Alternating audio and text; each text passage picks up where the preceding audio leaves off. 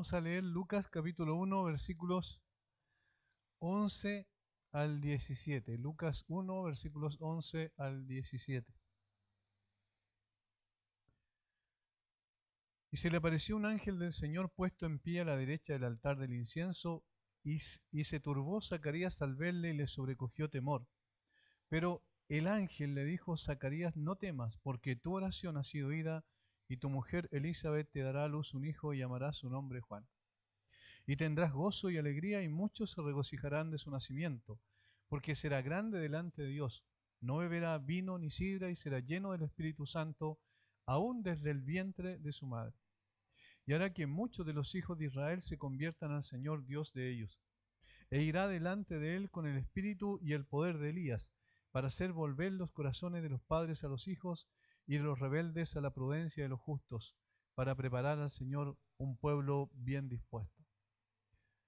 Vimos nosotros la semana anterior los versículos 5 al 10 que tenían que ver con la descripción de Zacarías como sacerdote y lo que estaba haciendo en ese momento en particular. Dijimos que una de las veces que una persona, un sacerdote, le tocara ofrecer el incienso era una sola vez en la vida, es decir, no había más oportunidad, y muchos de ellos ni siquiera alguna vez en la vida pudieron ofrecer el incienso. Por tanto, era una oportunidad única para Zacarías, y había sido beneficiado, bendecido por el Señor de esa manera.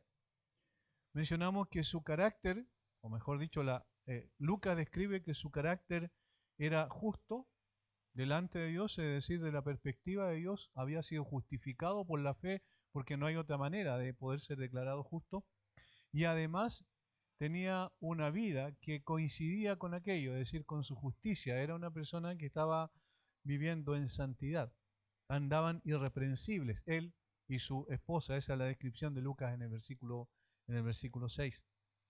Pero el versículo 7 añade que ellos no tenían hijo y que Elizabeth era estéril, es decir, biológicamente era imposible que pudiesen tener hijos, y desde la perspectiva también de su edad, como agrega Lucas en la última parte del versículo 7, también era imposible aquello. Ya no podrían engendrar hijos a la edad que tenían, más aún con el agravante, con el obstáculo insalvable que significaba desde el punto de vista biológico su esterilidad.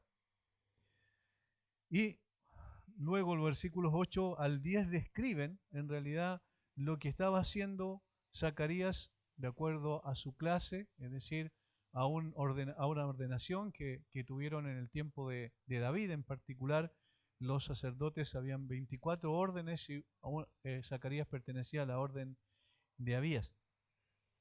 Y estaba ofreciendo el incienso, la multitud estaba afuera, era un día especial, había oración, había también un tiempo de confesión de pecados, y esperaban que el sacerdote ofreciera el incienso en el templo de acuerdo a la costumbre. Y entonces, estando en esa circunstancia, aparece un ángel del Señor puesto en pie a la derecha del altar del incienso. Dios tiene siempre su momento y sus tiempos para intervenir soberanamente en la historia humana. Esto no se trata simplemente de la historia de Zacarías, un hombre relativamente desconocido aún en ese tiempo. No se trata simplemente de la historia de Juan el Bautista, se trata del plan de redención de Dios. Dios hacía 400 años que había dejado de hablar a Israel a través de sus profetas. En ese tiempo no se levantó nunca un profeta enviado por Dios para hablar en su nombre al pueblo. Este silencio tan grande de tantos siglos implicaba también un disgusto de parte de Dios por lo que pasaba con el pueblo, que se había vuelto a la apostasía. Sus ceremonias eran vacías, como vimos la semana anterior. No había realidad vivencial en cuanto a la fe del pueblo. El pueblo hacía, muchas veces cumplía con los rituales, sin embargo no tenía ninguna intención en realidad de buscar a Dios genuinamente, excepto algunas personas, un remanente, que sí tenían todavía en su corazón el deseo de que Dios cumpliera su promesa, que iba a enviar un Mesías, un libertador. Y Zacarías y Elizabeth estaban dentro de esas personas, así como también el anciano Simeón y la mujer que estaba en el templo hacía mucho tiempo también orando y esperando la manifestación del Mesías, como más adelante lo va a relatar el mismo Lucas. Estas personas tenían ese deseo genuino de poder esperar la manifestación de la promesa de Dios respecto al Mesías que iba a enviar. Ese mismo silencio de Dios era un mensaje en sí mismo, como dije, porque indicaba un disgusto de Dios respecto al accionar del pueblo. Sin embargo, Dios no se olvida de su pueblo. Ese silencio no significaba que Dios no iba a tratar más con el pueblo, que Dios no iba a cumplir sus promesas, porque eso sería algo contradictorio al carácter de Dios. Sus planes siguen adelante a pesar de lo que nosotros podemos apreciar en las circunstancias. Esa es una lección para nosotros también. Dios no se olvida de sus planes, sus propósitos siguen adelante, los objetivos siguen siendo los mismos y finalmente va a cumplir perfectamente todo lo que ha determinado hacer. Detrás de la escena siempre Él sigue conduciendo todas las cosas para el cumplimiento de su voluntad, que es inmutable, que no cambia en absoluto. En un momento especial, cuando Zacarías, un hombre piadoso, justo y recto, como lo describe, irreprensible, cumplía con su labor sacerdotal en el templo, Dios envía a su ángel para anunciar el nacimiento de el hijo del sacerdote Zacarías. Esta revelación no solo era importante para el sacerdote, como dije, en cuestión, sino que marcaría la intervención de Dios en el desarrollo de su plan redentor. Dios estaba a punto de manifestar su revelación máxima, como dice el autor de Hebreos, en estos tiempos nos ha hablado por el Hijo. Estaba a punto de enviar a su Hijo al mundo para realizar la tarea más grandiosa, más gloriosa que puede existir, que es morir en la cruz en lugar de los hombres pecadores para darles salvación. Por tanto, Dios volvió a hablar con su pueblo y levantaría un gran profeta para que preparara el camino del Mesías prometido. Todo esto es el trasfondo, todo esto tiene que ver con el mensaje macro, es decir, el mensaje más importante, el gran metarrelato, como le dicen algunos, que es el plan redentor de Dios que permea toda la Biblia, de Génesis hasta Apocalipsis. Pero ahora está llegando un momento especial donde Dios va a manifestar su gracia en una forma única y exclusiva en la persona de su Hijo, el Señor Jesucristo. Tal como dice Juan, Él era lleno de gracia y de verdad. La última aparición de un ángel que registra la Biblia era el profeta Zacarías, un poco más de 500 años antes de ese evento, de esa situación. Pero a diferencia de esta que estamos relatando, mejor dicho, Lucas relata en su evangelio, el ángel no era una visión, sino una presencia real. Al profeta Zacarías, Dios le hizo ver visiones para poder transmitir su mensaje, y en esas visiones él vio al ángel del Señor. Sin embargo, habían pasado más de 500 años y ahora el ángel que envía el Señor lo envía directamente, y Zacarías no tiene una visión del ángel, sino que la presencia misma del ángel está allí frente a él. Como bien sabemos, los ángeles santos son mensajeros de Dios enviados para servicio a favor de los herederos de la salvación. Eso dice Hebreos capítulo 1, versículo 14. Son mensajeros de Dios enviados para servir a los herederos de la salvación, de tal manera que sus apariciones son muy importantes en el plan de Dios para redimir al hombre perdido. Recuerdan que ángeles también, dice la Biblia, fueron los que, digamos, mediaron en la revelación de la ley en el monte Sinaí, y dice también que ángeles posteriormente fueron los que se manifestaron en la resurrección del Señor Jesucristo. Recuerdan cuando la tumba estaba vacía, cuando ellos estaban presentes en ese lugar, habían removido la piedra y hablaron a las mujeres que estaban en ese lugar. Pero en este caso marcaba un hito importantísimo, porque a partir de allí Dios volvería a hablar con su pueblo con el fin de hacer la más grande revelación por medio de su propio Hijo. Después de 400 años de silencio, Dios envía al ángel con un mensaje especial, pero ese mensaje especial estaba conectado con todo el plan de redención que Dios quería traer a través de su Hijo. El lugar donde Zacarías vio al ángel era junto al altar del incienso, dice. Y para una mejor comprensión del contexto es necesario recordar que esto es lo que sucedía en casos normales. Antes del amanecer, cientos de adoradores se reunían en el templo. A través de los patios exteriores, golpeando un instrumento conocido como el magrefá. Al oír el ruido, los levitas se reunían y se preparaban para conducir al pueblo en las canciones de adoración a Dios. Eso era todo el ritual que estaba alrededor de la presentación del sacrificio y de la quema del incienso.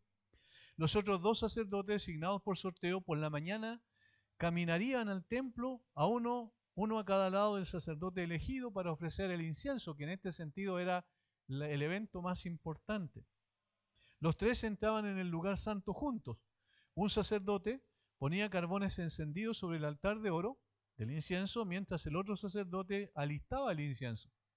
Entonces esos dos sacerdotes salían del templo y el sacerdote del incienso se quedaba solo en el lugar santo, frente al mueble, ¿cierto?, que era el altar del incienso. Este altar era de 45,7 centímetros aproximadamente. Eso depende de cuánto era el codo. El codo normalmente eran de 45 centímetros, el codo era punta del dedo hasta el mismo codo, ¿cierto? Eran 45 centímetros, depende del porte de la persona también, ¿cierto? Era poco más, poco menos, hasta 50 centímetros. De tal manera que 45 centímetros era cuadrado, es decir, todo su contorno tenía las mismas medidas y eran de 91,44 centímetros de alto aproximadamente. En esa pequeña mesa estaban los carbones encendidos con pequeñas, digamos, que se elevaban hacia arriba, quiero decir, listo para la quema del incienso. Detrás del altar de oro había una cortina enorme y gruesa, y detrás de esa cortina estaba el lugar santísimo. En ese lugar no podían entrar, como bien sabemos, los sacerdotes comunes, solamente el sumo sacerdote una vez al año en el día de la expiación, que era el día más importante para los judíos desde el punto de vista del perdón. Mientras él hizo frente al altar de oro del incienso la oración correspondiente, quemando el altar y orando al mismo tiempo, ¿cierto? Quemando, digamos, el incienso, quiero decir, en el altar y orando. Seguramente en un momento dado, cuando abrió los ojos, se encontró con el ángel que estaba frente a él. Todo esto, como es una narrativa, es necesario tratar de poder imaginarse un poco lo que pasaba en ese momento, en esa circunstancia. Recordemos que Zacarías era la única vez que ofrecía el incienso, no tenía una experiencia anterior y él no sabía qué es lo que pasaba realmente en esa situación y probablemente quedó, como dice enseguida el texto, impactado por lo que significó la presencia física del ángel en ese lugar, a la derecha del altar del incienso específicamente. Esta era la escena que se produjo. Esto es lo que ocurrió cuando Dios se iba a revelar en una forma particular para dar un mensaje tan importante que tenía que ver con el precursor del Mesías, con aquel que iba a preparar el camino del Señor, como dice la Biblia. Vamos a dividir en tres partes al menos este párrafo del versículo 11, 12 en adelante. El 11 es el que presenta la circunstancia, la situación, lo que ocurrió, y luego la reacción. Eso es lo primero, la reacción de Zacarías ante la presencia del ángel. Notemos que fueron dos las reacciones de Zacarías. Del versículo 12 dice: y se turbó Zacarías al verle y le sobrecogió temor. Dos situaciones: se turbó y le sobrecogió temor. En primera instancia dice se turbó. Esta palabra significa estremecerse o agitarse. Cuando se habla en términos metafóricos, como en este caso, se refiere a un estremecimiento interior de su espíritu, a algo que lo sacudió fuertemente al ver la presencia del ángel ahí muy cerca de él. El lugar santo no era un lugar tan amplio, de tal manera que él lo vio muy cerca, estaba frente al altar del incienso y en ese lugar pudo ver al ángel. Agitarse, estremecerse interiormente. Esta misma palabra es la usada por Mateo cuando describe la reacción de Herodes cuando vinieron los sabios de Oriente y le dijeron que venían a saber dónde estaba el rey que había nacido, el rey de los judíos, y venían a adorarle, ¿recuerdan? y dice que Herodes se turbó, y esa es la misma palabra en el original, y implica que él se estremeció, especialmente en el caso de él al escuchar que venían a adorar al rey de los judíos que había nacido, porque él era el rey en ese momento. También se usa en Mateo 14:26 respecto a la reacción de los discípulos ante la presencia de Jesús caminando sobre las aguas. Cuando Jesús venía caminando sobre las aguas y ellos se turbaron, dice, pensaron que era un fantasma. ¿Recuerdan la reacción que ellos tuvieron? Y allí otra vez aparece la palabra turbación, en el sentido de que tuvieron un estremecimiento interior al estar frente a la presencia de Dios mismo en la persona del Señor Jesucristo. Ellos todavía no entendían eso desde el punto de vista racional, pero se dieron cuenta que el Señor estaba haciendo algo que es imposible hacerlo para un ser humano común y corriente, que era caminar sobre las aguas. Eso produjo también un impacto profundo en sus corazones interiormente. Esto habla entonces de un estremecimiento interior porque la presencia del ángel es una expresión de la gloria de Dios, es un reflejo de la gloria de Dios. Esto es muy importante entenderlo. El ángel no tiene gloria en sí mismo, sino que refleja la gloria de Dios, ¿cierto? Pero esa gloria de Dios ya está reflejando algo del carácter de Dios. En consecuencia, el estar frente a él tiene que haber sido una experiencia tremenda para Zacarías. Nunca había experimentado eso. Probablemente él se estaba preguntando en ese momento, ¿esto era normal cuando se quemaba el incienso? Nunca se había enfrentado a una situación de esa naturaleza. Por tanto, la reacción de turbación, de agitación interior es algo normal, es algo que debía producirse. Recordemos algunos hechos históricos de la Biblia para poder darnos cuenta. Por ejemplo, la reacción de Gedeón en Jueces capítulo 6, versículos 22 y 23. Jueces capítulo 6, versículos 22 y 23.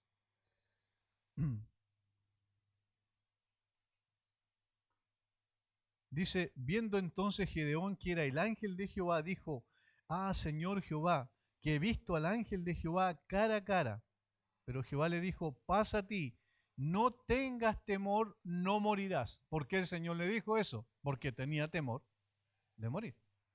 Sus expresiones, que he visto al ángel de Jehová cara a cara, está diciendo en otras palabras, vi la gloria de Dios cara a cara, y eso significaba para él, para un judío, la muerte. Por eso el Señor le dice, no temas, no morirás.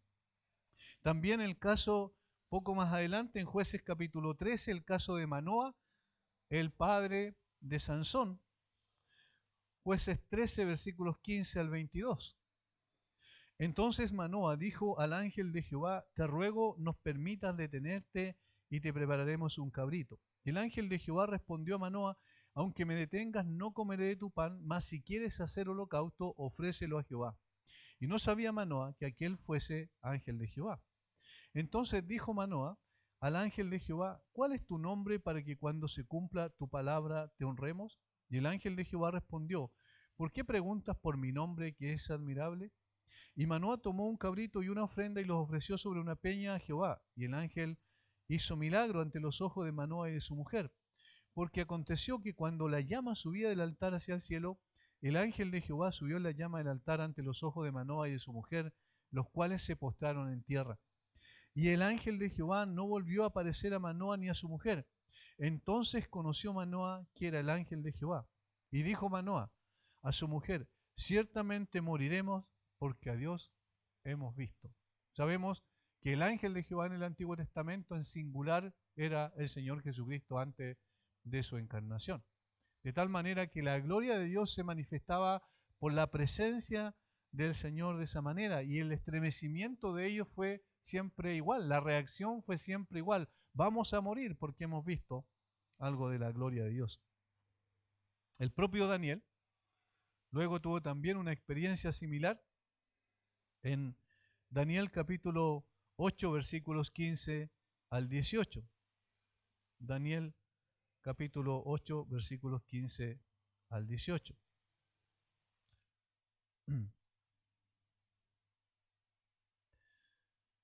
Y aconteció que mientras yo, Daniel, consideraba la visión y procuraba comprenderla, he aquí se puso delante de mí uno con apariencia de hombre. Y oí una voz de hombre entre las riberas del Ulai que gritó y dijo: Gabriel, enseña a este la visión. Vino luego cerca de donde yo estaba y con su venida me asombré y me postré sobre mi rostro. Pero él me dijo: entiende, hijo de hombre, porque la visión es para el tiempo del fin. Mientras él hablaba conmigo, caí dormido en tierra sobre mi rostro y él me tocó y me hizo estar en pie. Otra vez, una reacción de pequeñez e insignificancia delante de la gloria de Dios, de un hombre común y corriente como Daniel, siendo un hombre muy piadoso, no obstante era un hombre común y corriente. De tal manera que al estar en la presencia de un enviado del cielo que reflejaba algo de la gloria de Dios, es evidente que ellos se iban a estremecer. Y finalmente el apóstol Juan en Patmos, ahí en Apocalipsis capítulo 19, versículo 10, inclusive él tuvo una reacción un tanto extraña, uno podría decir, considerando quién era Juan, que era el apóstol, ¿cierto?, del Señor Jesucristo. Sin embargo, era muy lógico que eso pudiese pasar. Apocalipsis 19, 10. 9 y 10. Y el ángel me dijo: escribe, bienaventurados los que son llamados a la cena de la boda del Cordero. Y me dijo: estas son palabras verdaderas de Dios. Yo me postré a sus pies para adorarle. Y él me dijo: mira, no lo hagas. Yo soy consiervo tuyo y de tus hermanos que retienen el testimonio de Jesús. Adora a Dios, porque el testimonio de Jesús es el espíritu de la profecía. Quedó impactado Juan al ver al ángel, al punto que, sin quizás pensarlo siquiera, se postró para adorarlo y el ángel lo corrigió. Pero en cada una de las situaciones, ¿qué es lo que vemos? Vemos una reacción de parte del hombre profundamente espiritual, interna, al considerar la gloria de Dios frente a ellos. La segunda reacción que tuvo, dice, y le sobrecogió temor. Esto es muy lógico porque la presencia de Dios hace consciente a aquel que la experimenta de su pecado y del juicio de Dios que merece. Por eso esa turbación, por eso ese gran temor que experimentan al estar frente a la realidad o aparte al reflejo de la gloria de Dios en el caso de un ángel. La persona es consciente de que es pecador y es consciente, ¿cierto?, de que merece un juicio sobre sí. Por eso esa reacción de temor. Allí la palabra temor es la palabra fobeo y esa es la palabra terror en realidad. Es decir, hay un temor no en el sentido reverente en este caso, sino un terror respecto a lo que le va a pasar, porque frente a la santidad de ese ser celestial encuentra su condición pecaminosa y entonces puede venir el juicio de Dios a través de ello. Esto no es raro porque en el Antiguo Testamento también Dios enviaba a sus ángeles para ejecutar su juicio. Esto mismo es lo que tenemos en el caso del milagro de Jesús, en la pesca milagrosa. Miren, en Lucas capítulo 5, un poco más adelante, cuando bien sabemos lo que pasó allí, el Señor estaba predicando de la barca de Pedro y luego le dice: Pedro, echa tu red. Y Pedro dice: hemos pescado toda la noche, pero en tu nombre la echaremos, o en tu palabra la echaremos la red. Y después ya no tenían cómo sacar la cantidad de peces, a pesar de haber estado pescando toda la noche y no haber conseguido nada, y en ese momento se produce el milagro.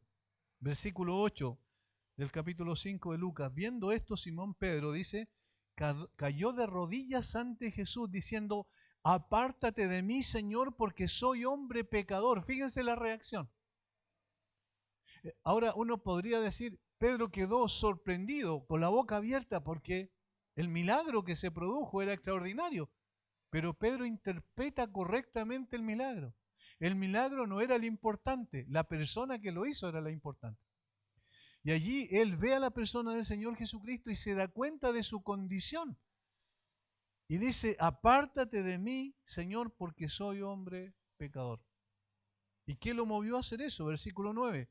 Porque por la pesca que habían hecho, el temor se había apoderado de él.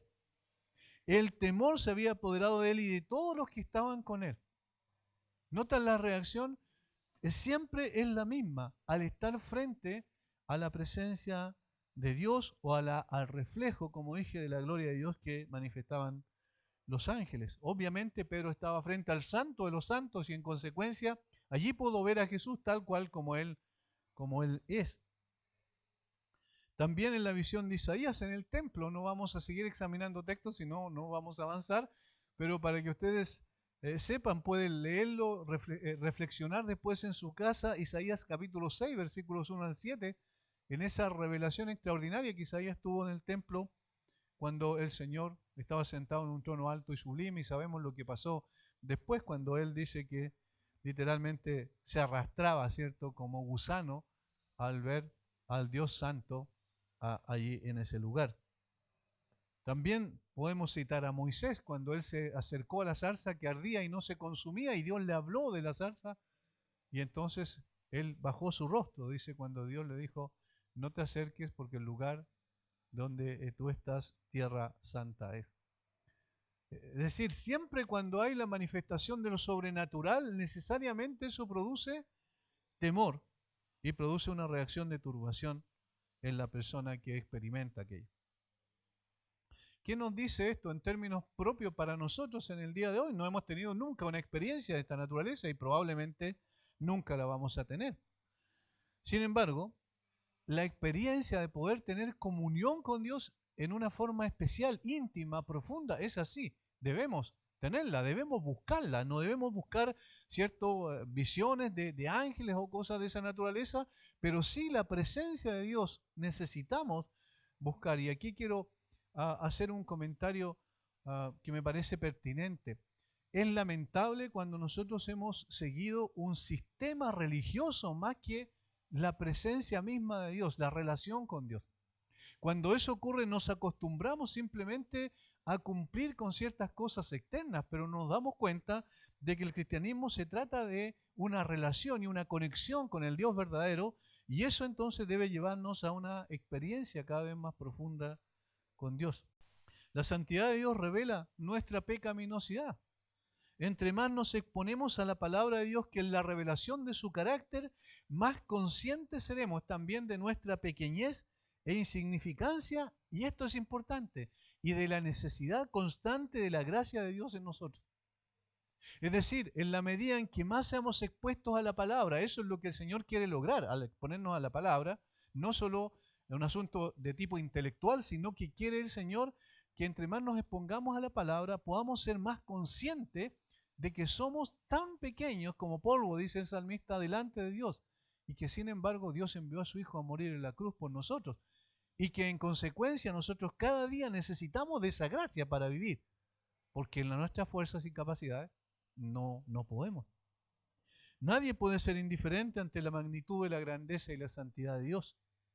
Es por esa razón que debemos redoblar nuestros esfuerzos para tener una cada vez más profunda, íntima y estrecha comunión con el Señor. Si alguien alguna vez ha leído un libro de los puritanos, se da cuenta de lo que ellos entendían como una relación con Dios. No es un asunto así superficial, no es un sistema, como digo, religioso, la aceptación de algunas formas de expresar nuestra adoración, sino que tiene que ver con una intimidad con Dios. Y a eso debe llevarnos un conocimiento más profundo de la palabra de Dios. Una cita con Dios es una cita con la santidad.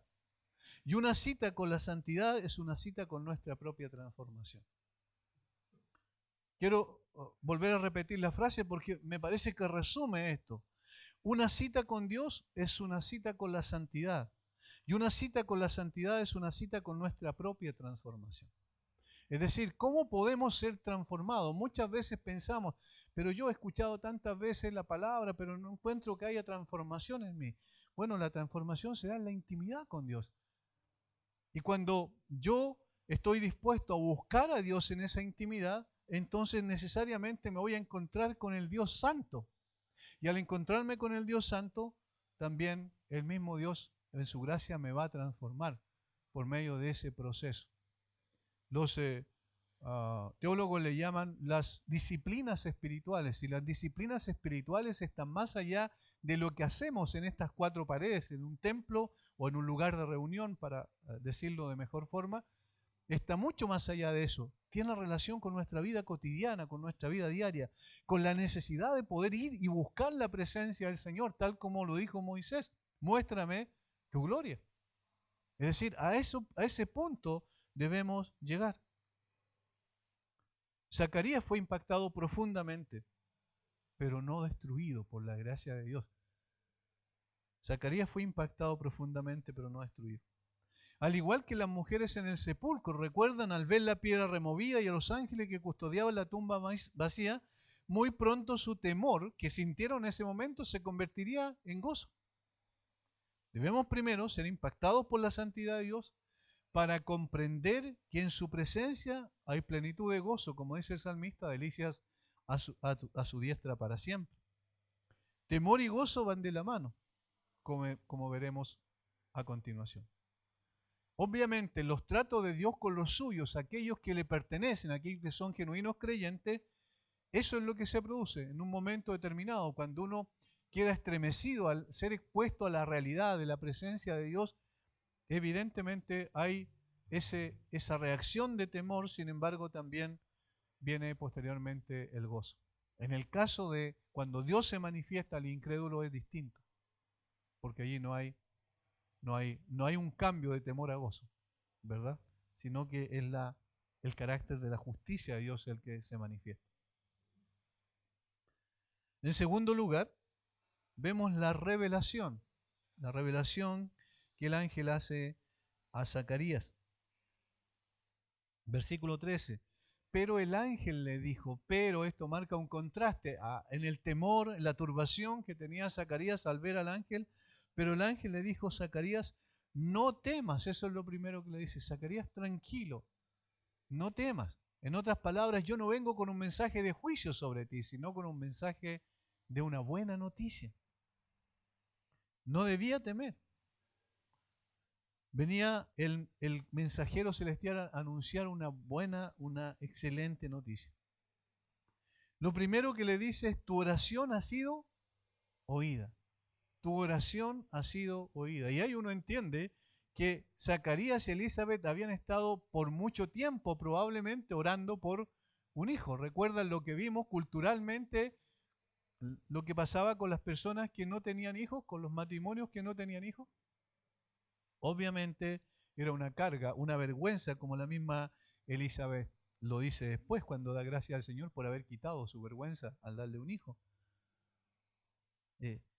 Ha sido oída, significa que recibirá su respuesta, no en el sentido que Dios no oye las oraciones, sino que todas las oraciones, cuando el Señor las oye y las va a responder, esa es la palabra que implica tu oración ha sido oída, tu oración será respondida.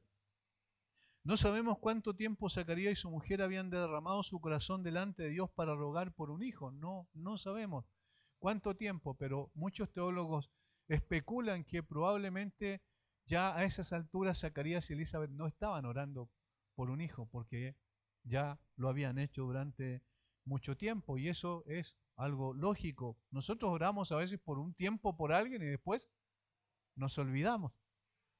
Ahora, en este sentido, para ellos era una desgracia, una vergüenza el no tener un hijo. Por lo que pedir insistentemente a Dios por un hijo era algo que Zacarías y Elizabeth habían hecho por un tiempo importante seguramente. El caso de Ana, ¿recuerdan? Es emblemático. En el libro de Primera de Samuel, esta mujer que iba todo el tiempo al templo a orar, solamente a pedir, precisamente porque Dios le concediera el privilegio de tener un hijo. Después de que el sacerdote de ese tiempo, Elí, la cuestionara pensando que estaba ebria, ella le dijo, no, Señor mío, yo soy una mujer atribulada de espíritu. No he bebido vino ni sidra, sino que he derramado mi alma delante de Jehová. Fíjense las dos expresiones. Soy una mujer atribulada de espíritu. Había vergüenza en ella y lo que quería es que el Señor le concediera un hijo, porque eso cambiaba las cosas del punto de vista social, inclusive religioso. Y dice que ha derramado su alma delante de Dios. Fíjense lo que eso significa. No es una oración de labios meramente, sino que es una expresión del corazón. Es un clamor, un sufrimiento expresado a Dios, Señor, uno puede pensar, así fue la oración, Señor, por favor, concédeme un hijo. Entonces, la oración de Zacarías y Elizabeth, aunque podría haber sido olvidada en los últimos años de su vida, no obstante, Dios no olvida eso. Y Él tiene un momento especial para poder responder. Él escucha las oraciones de los suyos y responde en el tiempo y de la manera que Él ha establecido. Y esto a nosotros nos complica. Porque normalmente cuando hacemos peticiones de oración pedimos que las cosas se hagan en el momento. Pero Dios tiene su tiempo y la forma en que lo va a hacer es conforme a lo que Él ha establecido. Su tiempo es perfecto, sus propósitos también. No debemos desmayar cuando parece imposible que Dios nos conceda lo que pedimos. De hecho, lo que estaban pidiendo ellos era imposible, porque ella era estéril. Dios lo hará a su manera, en su tiempo y conforme a su voluntad y para su gloria, es decir, para cumplir ciertos propósitos que Dios tiene con nosotros. Qué hermosa frase, tu oración ha sido oída. Lo segundo es la respuesta a la oración. Ahora revela lo que realmente iba a hacer con ellos. Dice, y tu mujer Elizabeth te dará a luz un hijo. Qué gran noticia. Y podríamos agregar qué gran milagro, porque era imposible. Por lo que ya hemos mencionado anteriormente, es muy similar a la situación de Abraham, ¿recuerdan? Abraham ya era viejo cuando el Señor le dijo que saliera de su casa y de su parentela y fuera al lugar que Él le mostraría. Lo sacó de Ur de los Caldeos para enviarlo a Canaán. Y el Señor hizo ese milagro. Pero lo que es imposible para los hombres, y esto es lo que nos está diciendo, es posible para Dios. Esto revela un poco más el carácter de Zacarías y Elizabeth también, porque ellos pidieron algo que era imposible a Dios. Y eso implica fe en acción. Porque pedir algo, no sé, Señor, que mañana cuando vayamos a paseo, por ejemplo, esté bueno el día, es una cosa. Porque es factible que así sea. Pero pedir algo como que la esposa tenga un hijo cuando es estéril es algo absolutamente imposible.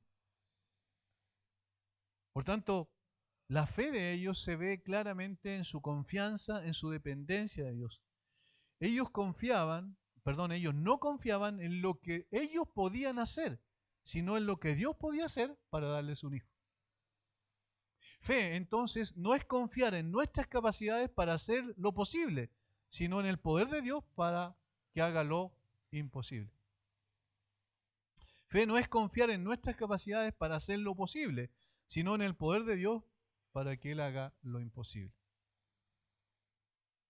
El nacimiento de este niño, dice alguien, se parece a otros alumbramientos de mujeres antes estériles y a otros anuncios del nacimiento de un niño especial. Ahí tenemos el caso de Abraham, y esto es significativo porque Dios esperó hasta que Abraham ya tuviese 100 años, es decir, que fuese mucho más imposible todavía, incluso aunque su esposa no fuera estéril, ya a esa edad era imposible concebir. Y en ese momento, cuando el Señor manifestó su gracia para darle a él un hijo.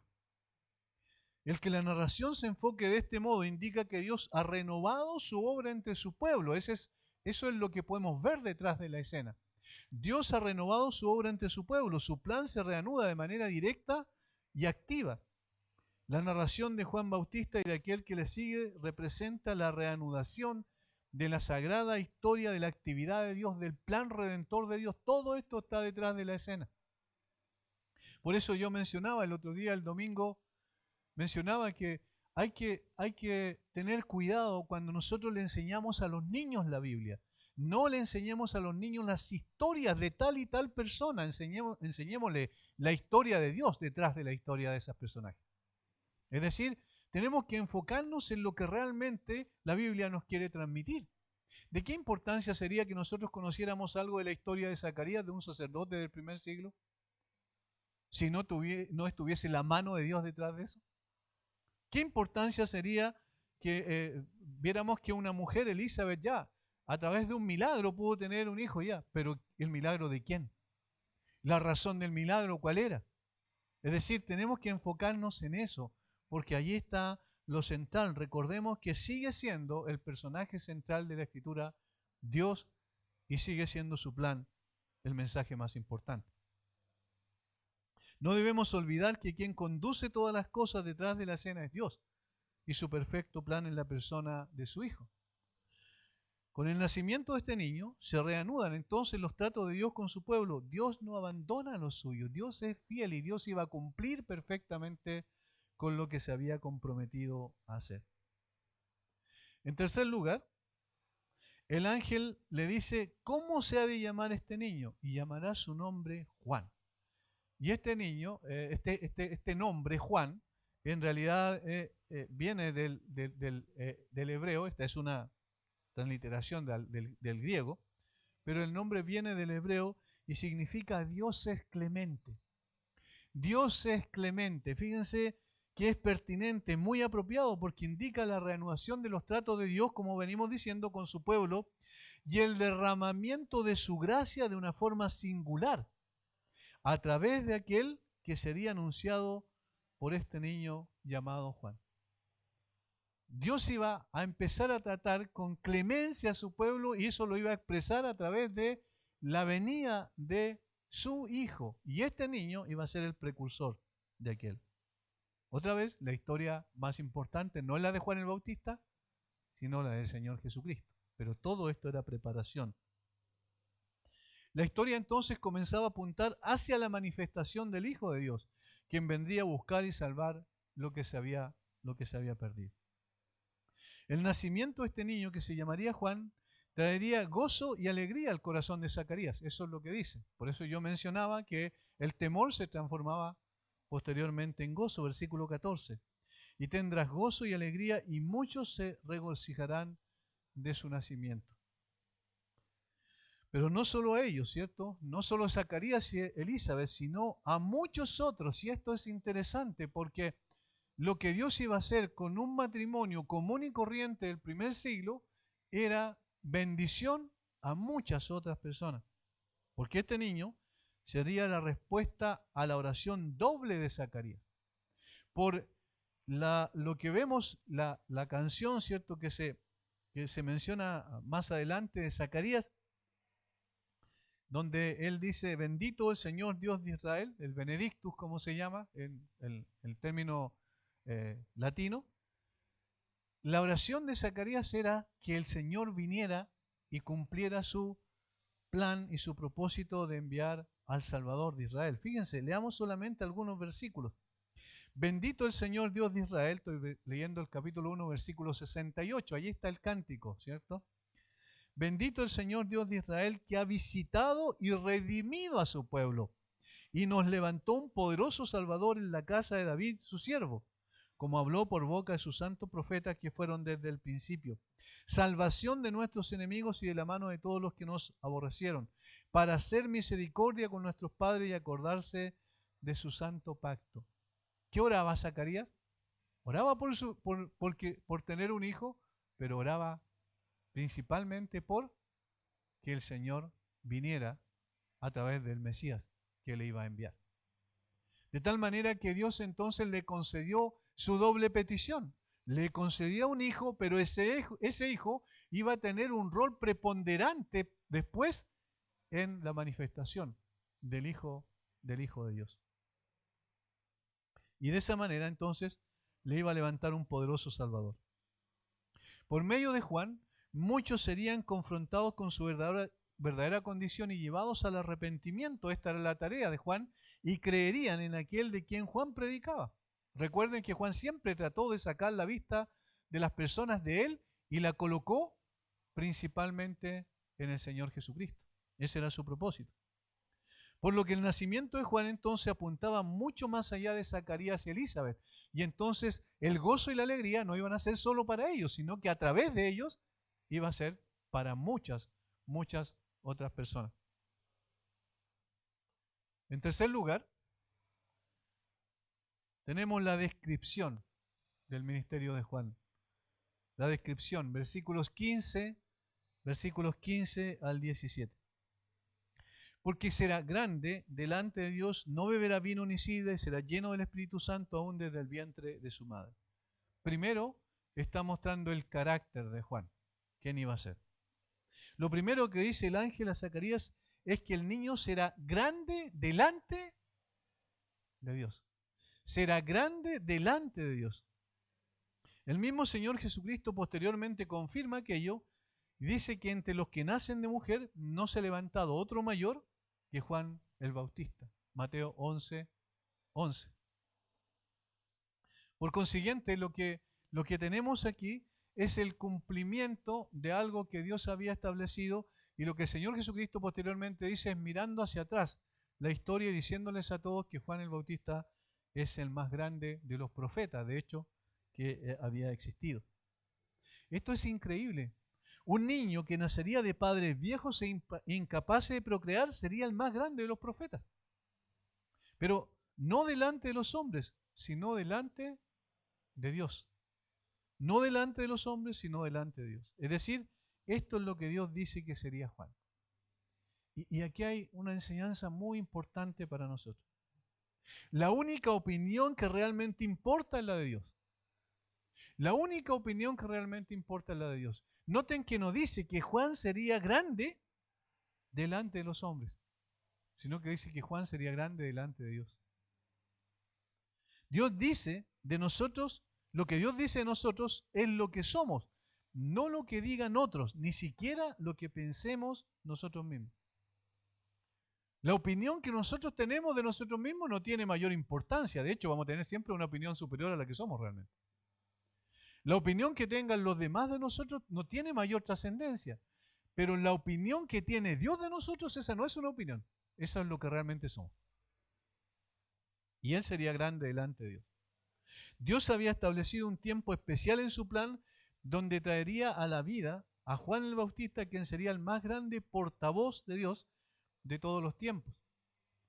Y estaría consagrado completamente a su función de preparar un pueblo dispuesto para el Señor. No sería nazareo en el sentido de lo que lo fue Sansón. Recuerdan que tenía que permanecer con su cabello largo y todo eso, sino que habían algunas cosas que él no haría. Por ejemplo, no bebería vino ni sidra, pero eso no indicaba que era un nazareo como tal. La Biblia no lo dice, pero sí está describiendo a una persona que estaría completamente consagrado a su función de preparar un pueblo dispuesto para el Señor. Completamente consagrado. No sería, digamos, torcido su camino. Él estaba seguro de lo que tenía que hacer y estaba dispuesto a usar todo lo que tenía para poder hacer la voluntad de Dios. En palabras simples, Juan sí sabría la razón por la cual vivía y no se desviaría un centímetro de su función. Es decir, Juan sabía por qué había llegado a la vida y entonces sabía que la única razón de ser era cumplir con la voluntad de Dios. ¿Cuál era? Preparar el camino del Señor. En segundo lugar, dice que sería lleno del Espíritu Santo desde el mismo momento de su concepción. Esto es extraordinario también. Sería lleno del Espíritu Santo desde el mismo momento de su concepción en el vientre de su madre. Al respecto, alguien escribió: Juan es alguien cuya dedicación a Dios se expresa aún en su estilo de vida. Este estilo de vida, como le dice a Zacarías, muestra que como representante de Dios, Juan debe estar completamente centrado en su misión. Lleno del Espíritu desde su nacimiento, dará testimonio de Jesús ya desde la matriz de su madre. Fíjense, Lucas 1:44. Desde ese momento Juan ya estaba dando testimonio del Señor Jesucristo. Aquí cuando se encuentran María y Elizabeth, y ambas embarazadas, ¿recuerdan? Dice, porque tan pronto como llegó la voz de tu salutación a mis oídos, la criatura saltó de alegría en mi vientre. Eso es lo que dice Elizabeth. La criatura, ¿y a quién se estaba refiriendo? A Juan. ¿Qué es lo que estaba sucediendo allí? Juan ya estaba dando testimonio. ¿Por qué saltó la criatura en su vientre? Porque estaba presente, frente, ahí en la guatita, ¿cierto? Ambos, de la persona del Señor Jesucristo. La presencia del Espíritu en Lucas va a menudo acompañada por un poderoso testimonio. Siempre tiene que ver el Espíritu Santo con testificar acerca de qué, acerca del Señor Jesucristo. Equivocadamente muchos han transformado al Espíritu Santo en una especie de milagrero que nos capacita para hablar en lenguas ininteligibles. Y no es así, el Espíritu Santo vino esencialmente a dar testimonio de Jesucristo. Eso lo dice Juan en el capítulo 15 del Evangelio. Y él, en este caso, Juan el Bautista, sería una persona que estaría dando testimonio del mismo momento en que estaba en el vientre de su madre. La misión entonces de Juan sería dar testimonio de Jesús e invitar al pueblo a creer en él. El Espíritu Santo lo usaría como su instrumento para que las miradas de todos fueran puestas en Jesús y no en él. Por esa razón es que Juan dice de Jesús, es necesario que él crezca, pero que yo mengüe. ¿Y eso por qué lo dice? Porque él sabía que no era el Cristo, no era el Mesías, sino que era aquel que debía exaltar a Cristo. Que toda la gente pusiera su mirada en él, en el Señor Jesucristo, y no en Juan. Y cuando lo ve venir cerca del Jordán, le dice, ahí aquí el Cordero de Dios que quita el pecado del mundo. Es Él, no yo, en otras palabras. Y eso muestra la humildad de Juan, a pesar de ser grande delante de Dios. Esto es consistente con la tarea del Espíritu Santo de glorificar a Jesús. Juan vino a hacer eso. Tercero, sería el instrumento en las manos de Dios para que muchos de los hijos de Israel se conviertan al Señor, para hacer volver los corazones de los padres a los hijos y de los rebeldes a la prudencia de los justos. Y aquí tiene que ver con la misión que tiene específicamente. Y de los rebeldes a la prudencia de los justos para preparar al Señor un pueblo bien dispuesto, versículos 16 y 17. ¿Qué haría? ¿Quién era? ¿Cómo iba a ser? Versículo 15. ¿Qué iba a hacer? Versículos 16 y 17. El carácter y la misión. Y la misión en este caso, todo lo que acabamos de leer es una descripción del ministerio de Juan. Sería el heraldo del Señor que con su mensaje confrontacional, porque él tenía un mensaje duro y confrontacional, llamaría al arrepentimiento y a un cambio radical en las personas. Al arrepentimiento y un cambio radical, y por eso dice que viene en el espíritu de Elías. Elías era una persona así. La predicación de Elías es similar, o la predicación de Juan era similar a la predicación de Elías. Recuerden cuando él le dijo directamente al pueblo, cuando hizo esa, digamos, Dios manifestó su poder cuando colocaron los dos holocaustos en el monte Carmelo y estaban los profetas de Baal, los falsos profetas, ¿cierto? Allí al lado. Y él le dice al pueblo, ¿hasta cuándo van a titubear entre dos posibilidades? O siguen al Señor o siguen a Baal. Ese es un mensaje confrontacional. Aquí no hay posibilidad de ganarse en el medio, sí y no, no. O es sí o es no. O es con Dios o es con Baal, o los dioses falsos. Juan también vendría de esa manera. ¿Y cuál sería el llamado que él haría? Un llamado al arrepentimiento y a un cambio radical en la vida de las personas. Recuerden cuando se acercaron los fariseos que también estaban por ahí en el Jordán y Juan les dice, haced frutos dignos de arrepentimiento. Eso está hablando de un cambio radical en su vida. El arrepentimiento no es algo que yo digo, es algo que yo hago. Yo puedo decir, yo estoy arrepentido y si mi vida no cambia, estoy mintiendo. Por eso el cambio radical es el que hace el llamado que iba a hacer Juan. Las expresiones volver los corazones y preparar un pueblo reflejan el llamamiento de Juan al arrepentimiento, puesto que vuelve la atención de la nación a Dios y a la justicia. La palabra volverse es una habitual metáfora antiguo testamentaria para aludir al arrepentimiento. Si uno lee Deuteronomio capítulo 30, versículo 12, va a dar cuenta de eso. Oseas 3:5 y Oseas 7:10 también hablan de esa forma de expresarse para llamar al arrepentimiento. La frase un pueblo bien dispuesto para recibir al Señor recuerda a Isaías 43. Para que Dios pueda conducir a su pueblo de manera efectiva, este ha de estar dispuesto a responder a él. El llamamiento que él hace debe ser respondido por el pueblo.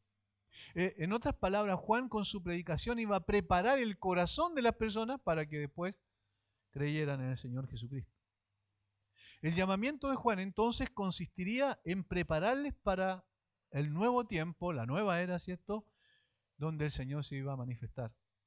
Él proclamó reconciliación dentro de las familias. Es interesante, versículo 17 dice, para hacer volver los corazones de los padres a los hijos y de los rebeldes a la prudencia de los justos.